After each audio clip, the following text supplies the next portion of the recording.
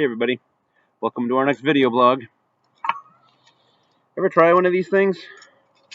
One of these puzzles you gotta try to get apart or get together or get in a certain way. They're fun. I really like them to sit and fiddle with, but sometimes it can be really frustrating. Tricky things. One last day to take a look at the kingdom of God. There's lots of statements in the scriptures that are really difficult or confusing statements about the kingdom of God. We've been talking about a lot of different pieces of the kingdom of God recently. We've been talking about Jesus' teachings about them. But there's a few we haven't talked about, and they're hard. Things like, "For I tell you that unless your righteousness surpasses that of the Pharisees, and the teachers of the law, you will certainly not enter the kingdom of heaven." How about this one that we know so well? "But seek ye first the kingdom of God and his righteousness, and then all these things will be added to you."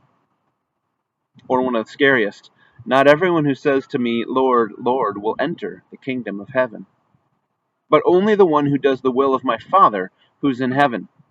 Keep reading. "Many will say to me on that day, 'Lord, Lord, did we not prophesy in your name, and in your name drive out demons, and in your name perform many miracles?' Then I will tell them plainly, 'I never knew you. Away from me, you evildoers.'" Yikes. A lot of very hard and scary statements about the kingdom of God, kind of making it seem almost like one of these.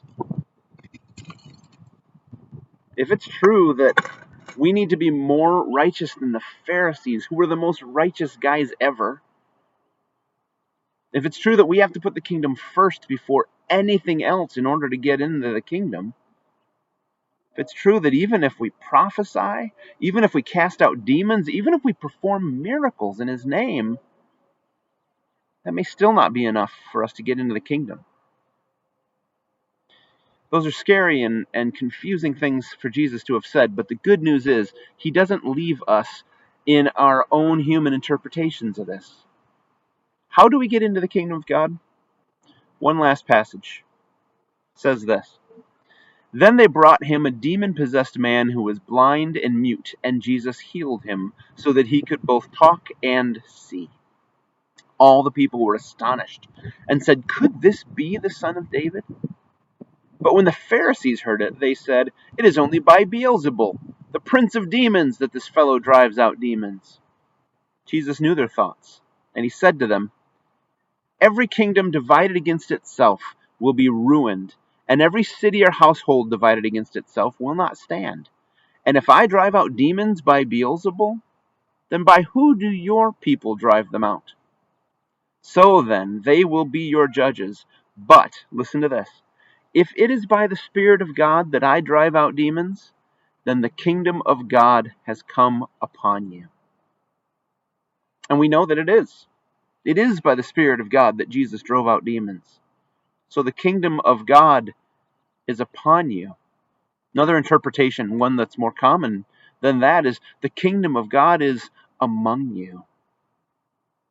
If the kingdom of God is anywhere that God reigns as king, if the kingdom of God is the key to Jesus' message and teachings throughout his whole life, then he must be the prime example of kingdom living. And where he goes, the kingdom is. So the question we have to ask is, do you know Jesus? Not really interested in how much you know about Jesus. That will come later, just watch. But do you know Jesus? Do you have a relationship with Jesus? Is he a friend that you can talk to regularly? Go to with your pains, your sorrows, and your joys? To go places with? To learn from? To help? And to obey? Do you know Jesus? Because if you do, he is the kingdom of God in the flesh.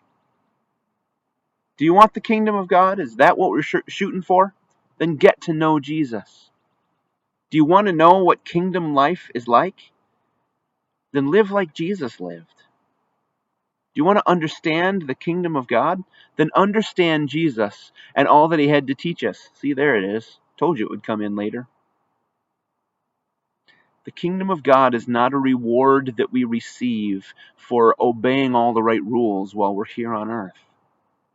The kingdom of God is not a place that we go when we die.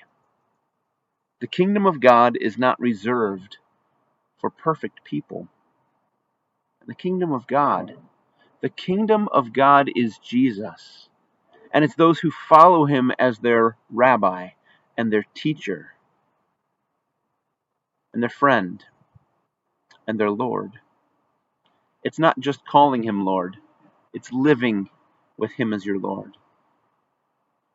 Think about Jesus in the kingdom, the things that we've talked about.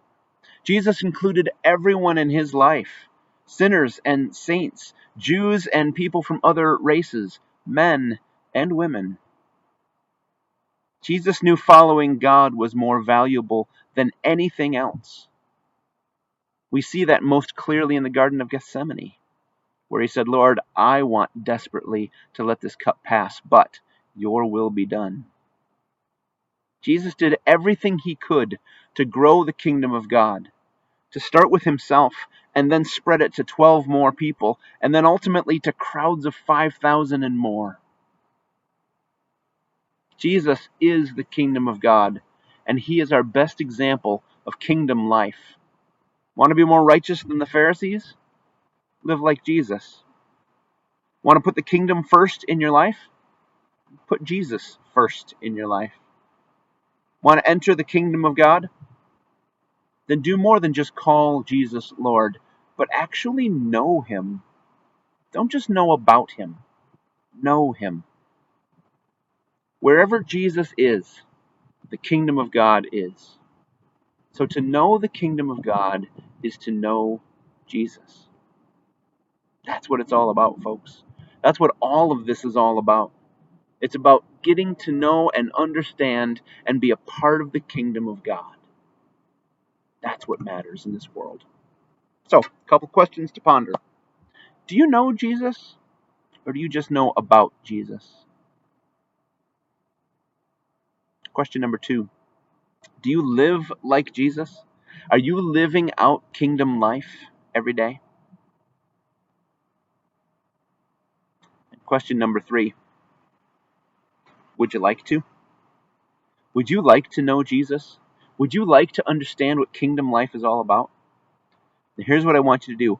I want you to email me or text me, or best of all, give me a call. And let's talk. Let's talk about what this kingdom life looks like. Let's talk about who Jesus is. Please, please, please don't let this sit. Everything depends on it for you. All right. Join us as we celebrate the kingdom of God together as a church every Sunday morning at 9:30 at www.libcov.org. You can get to our YouTube channel from there, and we hope that we'll see you then.